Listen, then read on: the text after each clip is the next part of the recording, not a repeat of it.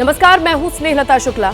अभी अभी आपने जो तस्वीरें देखी वो मुंबई में बीती रात हुए एक बस के बेकाबू होने के बाद उस हादसे की है जिसने पूरे मुंबई को दहला दिया।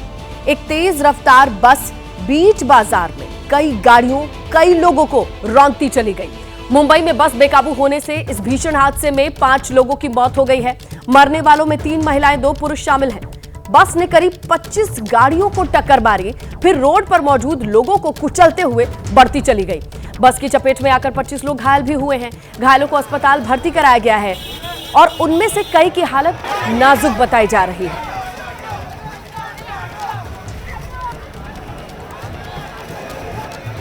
तो यही वो बस है और यही वो जगह है जहां आप इस वक्त स्क्रीन पे देख सकते हैं कि किस तरीके से कोहराम मचा हुआ है। एक बस काफी ज्यादा रफ्तार से बड़ी तेजी से आगे बढ़ती चली जाती है। जद में आने वाले, रास्ते में आने वाले सभी गाड़ियों को कुचलते हुए, लोगों को कुचलते हुए आगे बढ़ के किस तरह से इस बिल्डिंग में फंसी और रुकी। अंदाजा लगाइए क्या मंजर रहा होगा। तमाम लोग जो खड़े थे, भीड़ भाड़ वाला इलाका जहां काफी कम रफ्तार में गाड़ियां और लोग भी चलते हैं, बड़ी तेजी से ये बस आई। सीसीटीवी फुटेज सामने आया है। तीनों तस्वीरों से आप अंदाजा लगाइए कि ये घटनाक्रम किस तरीके से रहा होगा। हादसे के 3 खौफनाक फुटेज आपके सामने हैं जिन्हें देखकर किसी के कुछ समझ में नहीं आता है कि अचानक ये बस फुल स्पीड में आती है, गाड़ियों को, ऑटो को, लोगों को रौंदती हुई चली जाती है और एक बिल्डिंग से जाकर के टकराकर थमती है। उसके बाद का मंजर भी आप देखिए। ये तीनों फुटेज आपके सामने है। आप देख रहे हैं कितनी तेजी से ये बस निकली। झटके से जहां ये शख्स खड़ा है उसकी स्कूटी गिरी बोर्ड के पास और इस बस के गुजरने के बाद जो लोग दुकानों में बैठे थे, आसपास थे, वो खड़े होते हैं और उनके कुछ समझ में आता, किसी को संभलने का मौका मिलता, ये बस रौंदती हुई आगे बढ़ती चली गई। इस दरमियान 5 लोगों की मौत की खबर है। 25 के करीब लोग घायल बताए जा रहे हैं जिन्हें अस्पताल भर्ती कराया गया है। बड़ी बात यह है कि घायलों में भी कुछ की स्थिति गंभीर बताई जा रही है, काफी ज्यादा घायल बताए जा रहे हैं। ये वो सीसीटीवी फुटेज है जो मौका वारदात से सामने आया। चलिए समझते हैं कि हादसे की टाइमलाइन क्या है। कुर्ला पश्चिम मार्केट के पास बीती रात 9:45, 5 मौत, 25 घायल। हादसे की वजह ब्रेक फेल होने की आशंका जताई जा रही है। कहां जा रही थी ये बस, आपको बताएं, कुर्ला रेलवे स्टेशन पश्चिम से साकीनाका की ओर 20-25 गाड़ियां और राहगीर इसकी चपेट में आती चली गई, जिन्हें रौंदती हुई फुल स्पीड में बस आगे निकलती दिखाई दे रही है। दूसरी तस्वीर जो आप देख रहे हैं विंडो में, वो है इस हादसे के बाद का मंजर, जहां गाड़ियों को, कुछ ऑटो को पहचानना मुश्किल हो गया है बुरी तरीके से रौंदने के बाद। कुछ इस तरीके से बड़ी रफ्तार के साथ भीड़ भाड़ वाले इस इलाके में, इस बाजार में ये बस गाड़ियों को, लोगों को रौंदती हुई चली गई, जिसके फुटेज को देख करके लोग सदमे में हैं। में जो हादसा हुआ था वो काफ़ी दर्दनाक रहा और यह हादसा होने के बाद यहाँ की विधायक श्री मंगेश जी कुडालकर तुरंत यहाँ पे पहुँचे। उन्होंने मदद कार्य में पूरा सहयोग दिया। अब तक जो जानकारी है उस जानकारी के मुताबिक लगभग 5 लोगों की यहाँ पे मौत हो चुकी है।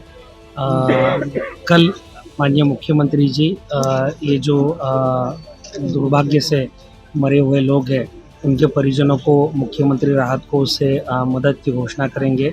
इसके बावजूद महाराष्ट्र के मुख्यमंत्री श्री एकनाथ जी शिंदे साहब ने हमें कहा है कि जो कोई मरीज़ है जिनको टर्शरी केयर के लिए अच्छे से अच्छे प्राइवेट अस्पताल में भी अगर भर्ती होना है तो भी उन्होंने कहा कि आप वहाँ पे भर्ती कीजिए। उनकी पूरी उपचार का जो जिम्मा है, उन मरीजों के उपचार का खर्च है वो हम उठाएंगे। तो देखिए यही वो फुटेज है जिससे अंदाजा लगाइए कि किस इस तरह से, जिस बाजार में 20-30 किलोमीटर एक बस की अमूमन रफ्तार होनी चाहिए, इस अंदाज में एक बस लोगों को, गाड़ियों को कुचलते हुए आगे निकल जाती है और रुकती नहीं है। ये एक बिल्डिंग से टकराने के बाद ये बस रुकी, लेकिन इस दरमियान 5 जिंदगियां खत्म, 25 लोग घायल, कई गाड़ियां जिन्हें पहचानना मुश्किल हो गया है इस रफ्तार की जद में आने के बाद। इस तरीके की तस्वीरें सामने आई 9:45 कुर्ला मार्केट के पास। जो आप देख रहे हैं, जो लोग बाजार में बैठे थे, सड़क के किनारे थे, इस बस की रफ्तार देखकर सदमे में आ गए। लोग खड़े हो गए और चिल्लाने लगे, चीखते हुए आगे बढ़ने लगे, लेकिन ये बस रुकती नहीं है। तो आपने देखा कैसे बेकाबू बस ने हाहाकार मचा दिया। इस मंजर को जिसने भी देखा उसकी रूह कांप गई। देखिए हादसे वाली जगह से ग्राउंड रिपोर्ट, चश्मदीदों की गवाही इस रिपोर्ट में है। रात 10 बजे के करीब बीएसटी बस जो कि कुर्ला स्टेशन से अंधेरी की तरफ जा रही थी, उसका नियंत्रण चला गया, जिस वजह से कई गाड़ियों को रौंदते हुए वो इसी रोड से आगे बढ़ी। आप देख सकते हैं कि इस ऑटो की क्या स्थिति हो गई है। इससे आप अंदाजा लगा सकते हैं कि वो एक्सीडेंट कितना खतरनाक रहा होगा। आई विटनेस लोग हैं, उनसे हम पूछेंगे ये जो घटनाएं हुई कैसी, कितना भयानक आवाज आया था, कैसे क्या? कम से कम गाड़ी का स्पीड तो 60 से 80 के स्पीड में गाड़ी था। स्टेशन रोड से सीधा आ रहा था।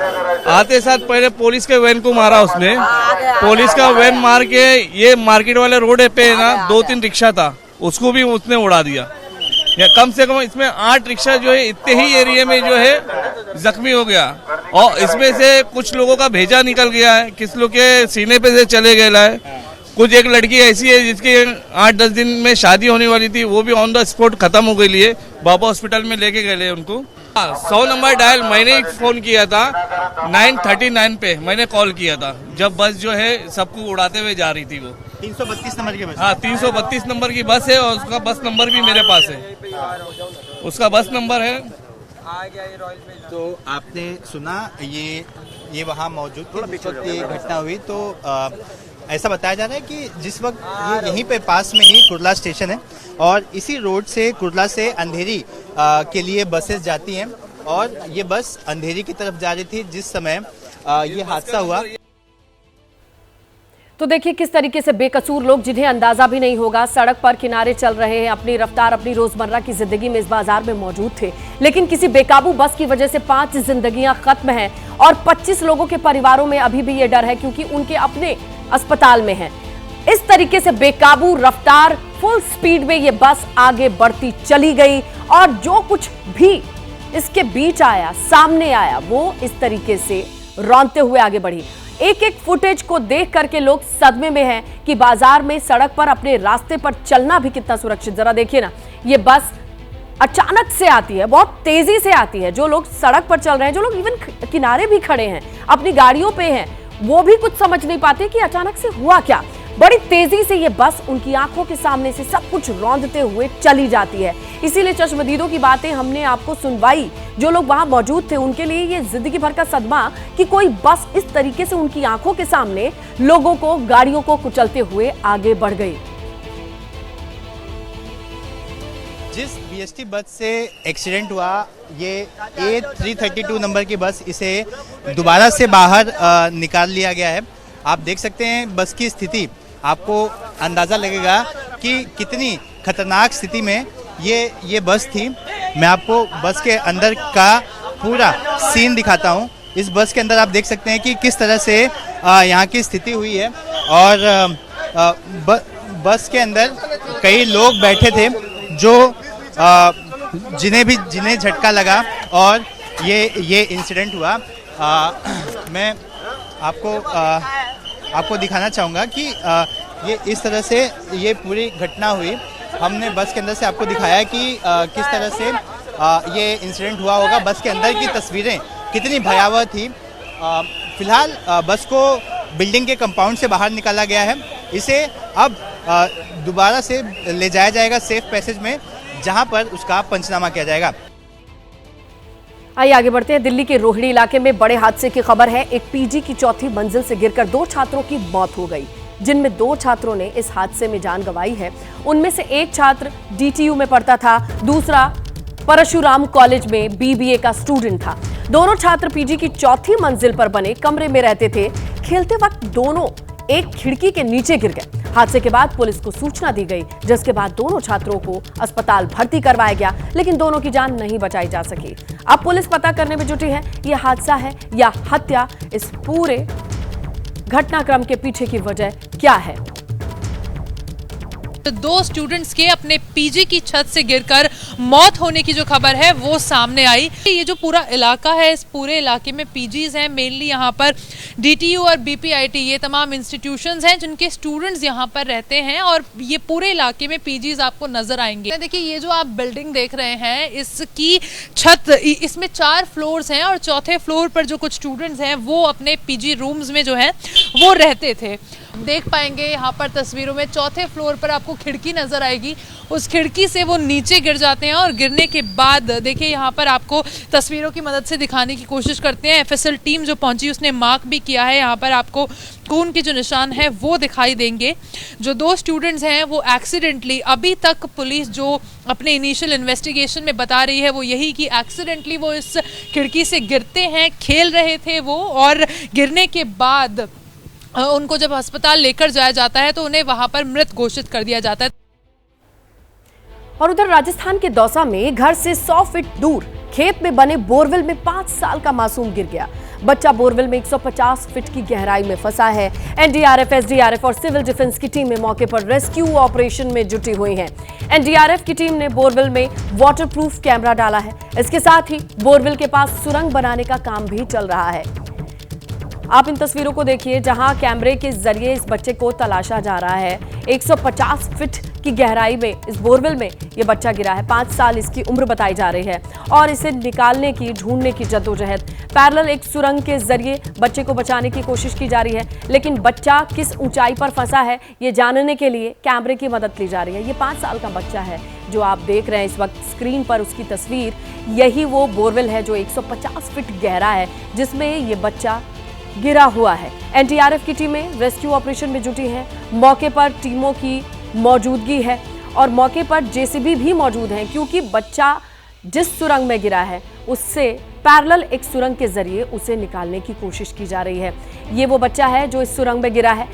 एनडीआरएफ, एसडीआरएफ, लोकल डिफेंस की तमाम टीमें इस वक्त मौके पर मौजूद, बच्चे को तलाशा जा रहा है और इस बोरवेल में गिरे बच्चे को निकालने के लिए रेस्क्यू ऑपरेशन चलाया जा रहा है।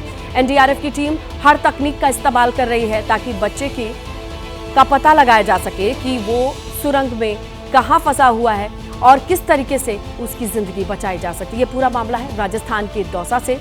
बोरवेल में बच्चे के गिरने की खबर मिलती है, मौके पर एनडीआरएफ की टीम। मां के सामने ही बड़ी बात यह है कि बोरवेल में ये 5 साल का बच्चा गिरा और तुरंत तमाम टीमों को जानकारी मिली और इसके बाद रेस्क्यू ऑपरेशन चलाया जा रहा है 5 साल के बच्चे को इस बोरवेल से निकालने के लिए। अब देखिए कैमरे के जरिए तलाशी ली जा रही है।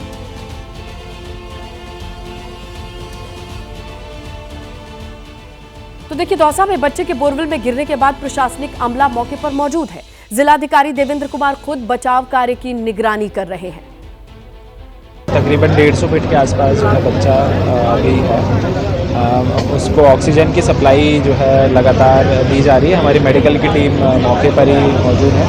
एसडीआरएफ की टीम हमारी पहुंच गई है, एसडीआरएफ और सिविल डिफेंस की टीम पहुंच गई है। साथ में जेसीबी के माध्यम से पीछे खोदा भी जा रहा है और एक कंसंट्रेटेड एफर्ट जो है प्रशासन द्वारा PhD, PWD, SDRF, NDRF, police द्वारा किया जा रहा है ताकि हम रेस्क्यू कर सकें। अभी रैंप बनाने का काम चल रहा है, जो साइड में टनल बनाने का जो स्टैंडर्ड ऑपरेटिंग प्रोसीजर है और वो चालू है और साइड में रैंप बन रहा है और कम से कम 6-7 एलएनटी मशीनें लगी हुई हैं और जो अपना स्टैंडर्ड है कि साइड में एक टनल बना करके और उसको निकाला जाए, एक सिस्टम वो है। दूसरा अभी यहाँ एसडीआरएफ की टीम आ चुकी है और उनके पास दूसरे भी तरीके हैं, उनसे भी हम लोग इसको करने की कोशिश कर रहे हैं। मीनवाइल बच्चे के जो करीब 150 फीट नीचे जो है अटके होने की संभावनाएं आ रही हैं और बच्चे को प्रॉपर ऑक्सीजन दी जा रही है और होप है कि जल्दी ही हम कुछ कर पाएंगे इसमें।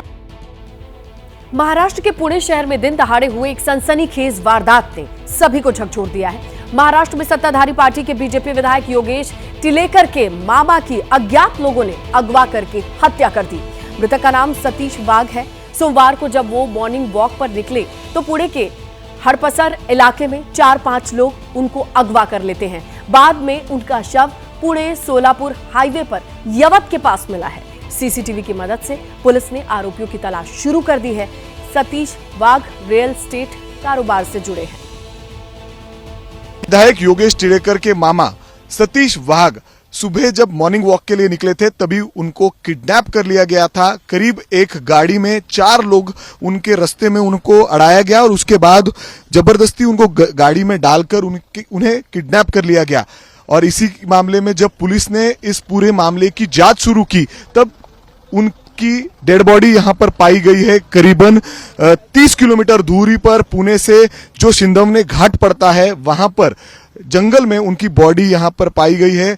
अब पोस्टमार्टम के लिए उन्हें करीबन ससुन हॉस्पिटल में, सरकारी हॉस्पिटल में लेके गया है। यहां पर हम देख सकते हैं कि डॉग स्क्वाड की टीम पहुंची है, उसी के साथ यहां पर बाकी वरिष्ठ अधिकारी भी पहुंचे हैं। मगर जिस तरीके से इस पूरे मामले में किडनैप कर बीजेपी के जो यहां के सांसद हैं उनके मामा की ही हत्या कर दी गई है, इससे पूरे पुणे शहर में एक डर का वातावरण देखा जा रहा है। इसके पीछे कौन है, क्या कारण है, यह अब तक क्लियर हो नहीं सका है। मगर अब हम देख सकते हैं कि सुबह किडनैप किया गया और करीबन 7 घंटे के बाद मामा की जो सतीश वाघ हैं, जो कि पुणे में उनका होटल है, लॉन्स हैं और उसी के साथ वो किसान भी हैं, उनकी बॉडी यहां पर पाई गई है। इस पूरे मामले में अब पुलिस जांच में जुटी है। अब तक कोई भी आरोपी को इसमें गिरफ्तार नहीं किया गया है। करीबन 5 टीम्स क्राइम ब्रांच की यहां पर बनाई गई है और अलग अलग जगह पर जाकर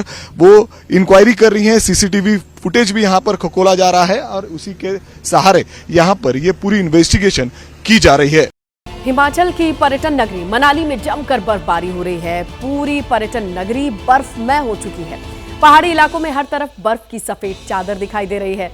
सड़क से लेकर पेड़ पौधे, घर मकान सब कुछ बर्फ से ढके हुए हैं। अटल टनल से रोहतांग दर्रा तक और सोलांग नाला तक हर तरफ बस बर्फ ही बर्फ दिखाई देगी। बर्फबारी के बीच सैलानी भी खूब लुत्फ उठा रहे हैं। बर्फबारी से तापमान में गिरावट भी दर्ज की गई है। बहुत ही खूबसूरत नज़ारा है क्योंकि आज स्नोफॉल भी हुआ है, फास्ट मतलब कल ही हुआ है और काफी अच्छा नज़ारा है और काफी अच्छा व्यूज में, लोग भी काफी हैं, भीड़ भी काफी है, सभी बहुत एंजॉय ले रहे हैं। काफी अच्छा मौसम हो रखा है, बहुत मजे आ रहे हैं। हमने एक्सेप्ट नहीं किया था कि इधर स्नोफॉल होगी, लेकिन सडनली रात को जब हम निकले तो स्नोफॉल शुरू हो गई थी। तो अभी हम बहुत एंजॉय कर रहे हैं, हमको बहुत अच्छा लग रहा है इधर आके। इधर पूरा वादियों में स्नो है, बहुत अच्छा लग रहा है। हम लोग बहुत सारा एक्टिविटी किया इधर। यहाँ पे स्नोफॉल होना बहुत अनएक्सपेक्टेड था। हम लोग सिर्फ ऐसे एज ए टूरिस्ट घूमने आए थे, बट यहाँ पे स्नोफॉल बहुत अनएक्सपेक्टेड हुआ और हमको लिटरली बहुत अच्छा व्यू देखने को मिला।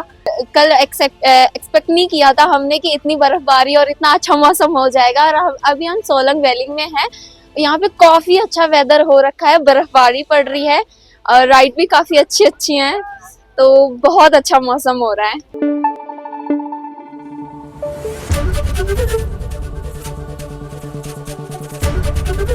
ABP न्यूज आपको रखे आगे।